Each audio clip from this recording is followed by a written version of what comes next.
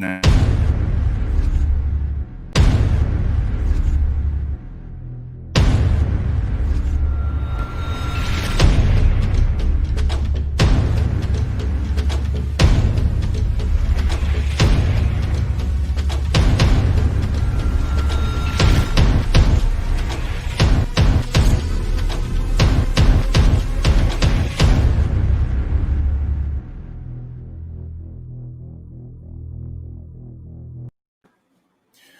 Hey, good morning, everybody. Dave Wilson of Results Staffing. And today, listen, you know me. I always like to look at on LinkedIn people's profiles and videos. And I've been following Sara Howanski here for a while. And I can't thank her enough for coming on my show. And, you know, she's with White Label Consulting, which is actually, she's in Philadelphia. I'm only about an hour away. So how are you, Sara? I'm great, Dave. How are you doing today? Good. And again, thank you so much. I appreciate your time coming on here. But like I told you before, I liked your messages. To me, it's about messaging and video, and we talked about that. But I'm going to let you just, talk about yourself and what you do. Hi, everyone. Thanks for tuning in. I'm Sara Howanski, the president of White Label Consulting. So my company does business development, business coaching, and that's very vague. And it's vague for a reason because it's very structured around each individual. So basically what my company does is whether it's an individual we're helping or a business I'm helping, we go in and we figure out what they need, what their goals are, come up with a plan around it, and then help them actually execute it. Sometimes we actually hold their hand through the process. Right. So it's a lot of work, and it's a lot of marketing, it's a lot of sales, and it's a lot of deep diving into things people are uncomfortable with, but the impact is huge and it's my passion. So couldn't do anything else. I like how you said you're a straight shooter with them, like they're growing pains. You're going to tell them right out, It's uncomfortable sometimes, but what I've really learned is it's all about timing. There's some times when you just don't say certain things some days, and then you bring it back on other days. You know what I mean? So that's it. And I had a couple questions that, like I said, what resonated with me last night. I'm sorry. It was a late night, 3:30 in the morning, and I watched your video. Yeah, it's awesome. And, well, I know, right? You sit there, what a life, right? Well, I got up at 3:30, or actually got up at 2:30. I got up really early, so I got up early. But you hit a subject, and I like to bring things up honestly. You talked about burnout, and I don't know what it is about what you said, but boy, you did. I wanted to jump through that screen and say, Sara, I need help. Just give me an example of what you were talking about there. And people for like myself, listen, when you're in a business, I want to run it. I don't want to live in it anymore, because it's a lot of work starting up. People don't realize. And I'm going to let you hit those pain points. Sure. So I have been burned out many times. It's not the first and it won't be the last. Anyone who loves work is very familiar with burnout. So a long time ago, a very wise man, he was my general manager named Eddie Milan at Mercedes-Benz Fort Washington, told me, Sara, I love your enthusiasm, but you're going to hit the ground like a ton of bricks, and I'm not going to be there to clean it up. And I was like, nah, I can go 80 hours a week. I'm 20, I was 20, blah, blah, blah. And I didn't believe him, and I hit the ground. I hated life. I was miserable. My blood pressure was through the roof. My doctor actually said, Sara, if you don't stop doing whatever, you're gonna die. Like, you're going to die. Just stop doing what you're doing. So that was my first big eye-opening awakeness to it. Then it happened again, my first year in business development. I was working 90 hours a week. Same thing again. So finally, I figured it out this third time. What I was doing wrong was I was working in chunks of time that were big blocks. Now, time blocking, if you guys are familiar, which I'm assuming most of you are, is just setting aside a time to do a certain project or a certain task. I was time blocking in time blocks of 2 or 4 hours. That's insane. So basically, when I was done, I was all hyped off of an adrenaline, acting crazy, and then doing all this work that didn't really matter, keeping myself busy when I could have just stopped for a second, calmed down, reevaluated, and probably done 1/4 the work in the same or way less time and been more effective. So what the strategy I came up with is very simple. You give yourself, let's say you say 10 a.m. to 11 a.m. I create content for social media. then you take a nice little 15-minute break, a little reward. It's a walk, maybe a cup of coffee. Maybe you even listen to like your favorite podcast or your favorite music or your favorite song. Then you go back to another hour time block. But if you have a little reward at the end of each time block, the way you feel inside is totally different. It's a totally different level of satisfaction. So then moving forward is then also lunch. People tend to skip lunch all the time.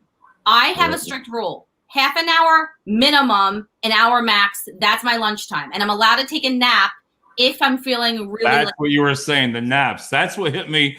Let me tell you, when you were saying that, and I find myself sometimes, I love naps anymore because I'll go up, I'm like, you know what? I'm done.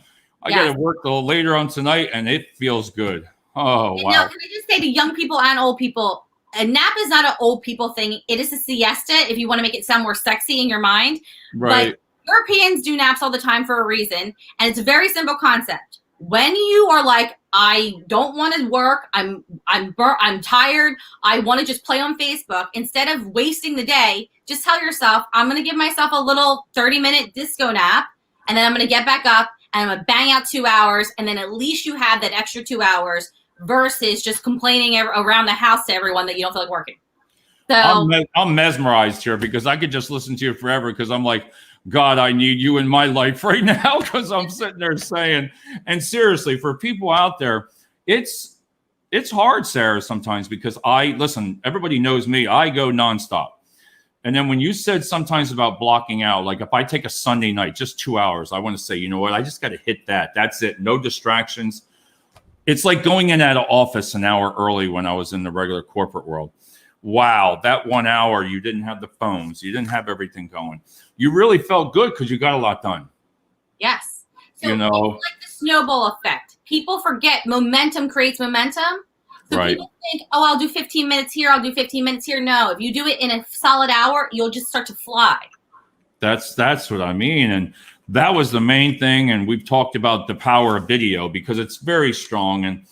And the messages that you were getting across that I liked, you know, what is the difference between like a life coach or yourself for what you do? Sure. So life coaches are amazing. I have a fantastic one. I should call him more than I do. He's great though. Anyway, so life coaches will help you sort your thoughts. They let you bounce ideas. They definitely give you that feeling of like, I have someone to talk to that's going to let me just talk about myself, which is great. And it's very healthy and very good. But they're a little bit more on the holistic, how you feel, like emotion side, right? Business coaching and business development, it does touch on those a little bit, but you're more focused on how are we making your whole personal life so you are more successful. So it all goes back into business. So if I'm doing business coaching, I'm not spending 2 hours on spirituality. If I do business coaching, I might be spending 10 minutes on spirituality, but the main focus is how to make your life work so you're more effective and you do it in less time so you can spend more time with family and friends and things you love. So business coaching is like a workout for your brain. That's what it's like. It's like a regiment diet. Business coaching is like this. And like that. Life coaching is like this. That's the best way I can describe it. I don't know. No, that is. And again, I'm just like listening. I'm like, oh my God, I need all this. I always joke around, but listen, I'm an honest person. And if anybody out there doesn't get some of what you're talking about, something's wrong, you know, because you really have to slow down. When you said about going to the doctors, when you started saying that was me. Yeah. You have to, it's your health, you know. And last night I went down, I took a walk when I try to watch people's videos. I got to stop listening to AC/DC and Metallica. Maybe just listen to when you work out. I know, because you come back, oh my God, I get all wired and I sit there and I don't want people to think I'm crazy with staffing and everything. But I have a passion for that like you, and I can see your messages. And I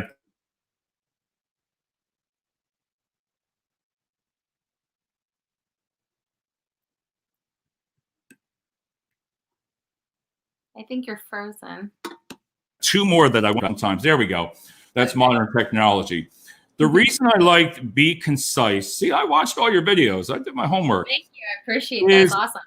I get people tell me a lot, short, sweet, And I'm going to give you an example first before you explain it. Is young intern Taylor, right? Taylor Gray. I know you're going to be watching, so I'm going to tag her. Taylor. She would literally, so young, right out of college, she kept everything so short to get me some guests. She would get emails. She was able to get things. I'm like, what did you do? So now I'm going to take it from you, and you're going to explain exactly what you know where I'm going towards with the emails, and just say it. Go ahead. Okay, so yeah, I think what Dave's getting at is that we all receive emails and we all receive messages and we all get phone calls. And nobody wants to scroll past anything to read them. I don't want an email that's this long. I actually, when I see that, all I think is, oh, you're inexperienced, and I want to delete it. Anyone who is very familiar in the email template game or in the networking digitally game knows short and sweet is so much better. People want to hear minimum words, but know what you're saying. So I have a very sweet little template you guys can all use. So easy. It's who you are, okay, who you are, what you do, what value you're bringing to them, so that way that you pique their interest, what you want from them. Don't leave out what you want. There's nothing worse than when someone says, oh, I'll tell you on the phone call. Like, just tell me what you want. Then you're going to do a closing statement of the day and time, whether you're setting the meeting or having the phone call, closing statement, and then give them your contact info. Short and sweet. It should be this big, very, very short and sweet. And that conciseness gives people the respect, you know, that you respected them enough to take the time to not blabber on about yourself. And that's the most important, because everybody says through my career, Dave, you don't listen. All the recruiters are, you don't listen. It takes me like 5 minutes, but I do listen. But when I saw that example, I learned from everybody. I don't care how many years you've been doing things. What she did worked, because then it got that dialogue. Then the discussion came. So do you find people liked her because she was very just to the point? They liked her frankness. Right, because then you bring it towards that. The next goal is let's talk, like you said, set up. Have you found that? Do people find sometimes that not so work so well, like something short? They're like, oh, wow, look at this person. You know, or I've more never, personable. ever in the probably over 100,000 emails of my lifetime sent had someone say that was too short. Ever. Not ever. So I hope a lot of guests out there, you know, when you're listening to Sarah here and myself, is listen, I think I'm getting therapy right now, you know, because I've told people for no matter how many years you've been in the business, this is what it's about, to learn. And you learn from people like Sarah, because even though you've been in, I have my company, I listen. So I have one more for you. And this is another thing that I struggled with, and I'm always open and honest. LinkedIn Live right now versus social media. You're out there live doing things. Your audience is different.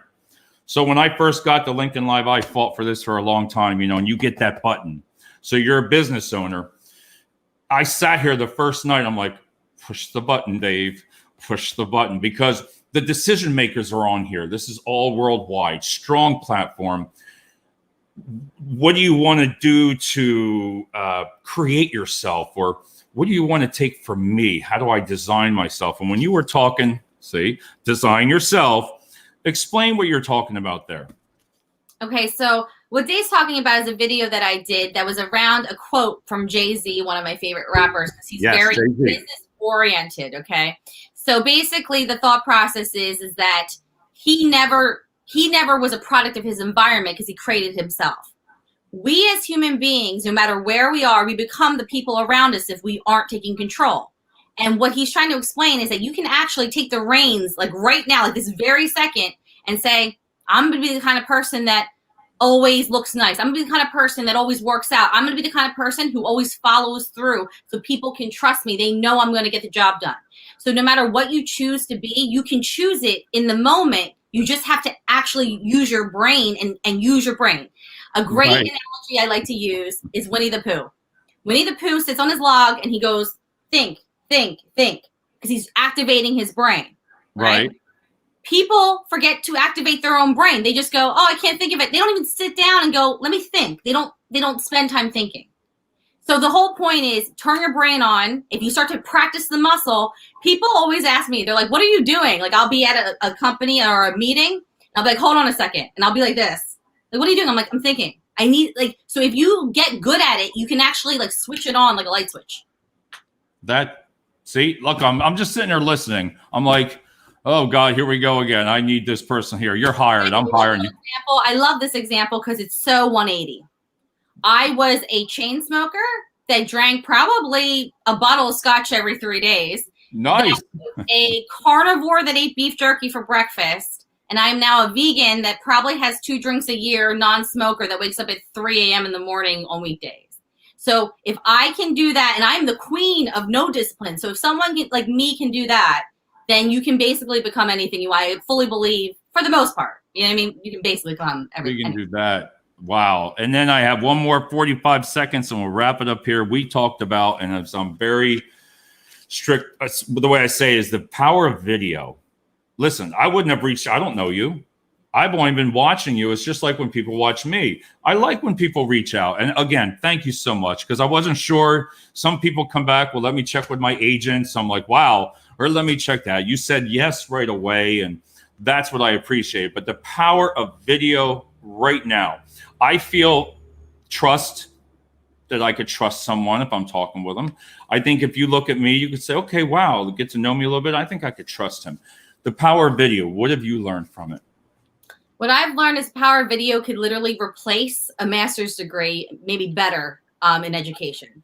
So whether you're learning how to put together your sink or whether you're learning how to train for a marathon, you can learn things through video so much more effectively because it's the visual, the audio, and you're emotionally connected to the people as you watch their videos. So you get the trifecta of an emotional connection with the learning. It makes it invincible in learning. So people look at videos like, oh, I'm camera shy. I'm not hot. I can't be on a video. You could be the most unattractive person in the entire world. If you have charisma and you're teaching something you want to share with the world that you know and you're passionate about, you can help so many people. I tell this to my one client. You are hurting society when you don't make a video for me. He hurts because he's so great with financial advice that he hurts society every time he doesn't make a video. See, and again, we're closing the show up here. I'll tell you what, I am healed. I am ready. I think I need to hire your services, 15 minutes of Dave of help with the business and calm down. And, but I want to thank you, Sarah, I appreciate it again. You are right in Philadelphia. And where is your client based at? Where do you handle? What area? So my clients are mainly in Philadelphia, but I do have some clients in California and a few in Florida. So I can work anywhere. I'm more remote nowadays anyway. So all right. We all are now. So I want to thank you so much, everybody. And Sarah's information is all on the threads here. And I'll put it up on the posting also. Thank you, Sarah. And I really appreciate it. Yes. And I know, keep it short. I was like 15 minutes. I'm 3 minutes over. Nice. All right. Talk to everybody soon. We're going to make sure we end it here. And here